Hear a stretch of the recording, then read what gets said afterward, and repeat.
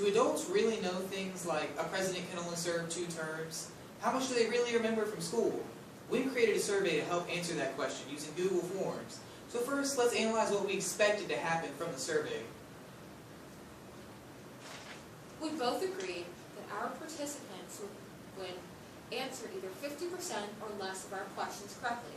We weren't too confident in the examinees' ability to remember much. This was because many adults often comment that they do not remember a lot of the topics that we study in high school.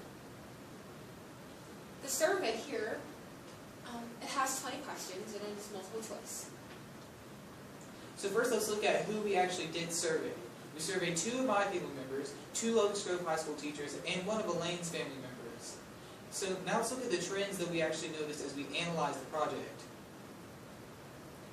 A good number of our respondents answered the amendment questions correctly. This is not surprising because amendments are a popular topic in government today. For example, when asked about the 13th Amendment, which ended slavery, all of our participants answered this question correctly, as well as the 18th Amendment, which prohibited alcohol. However, when it came to questions about things like philosophers or English history, people didn't seem to do that well. It's probably because it doesn't seem that relevant today, even though it has a huge impact on our government every single day. Questions on people like John Locke and Thomas Hobbes were answered with varying answers. As you can see, most people just didn't know what to put. Responses were almost always accurate in regards to the branches of government.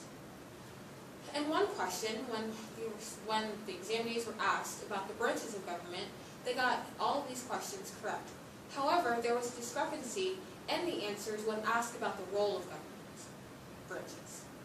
So to follow up, we re-polled one of our original surveyors, and it turns out they actually did worse the second time.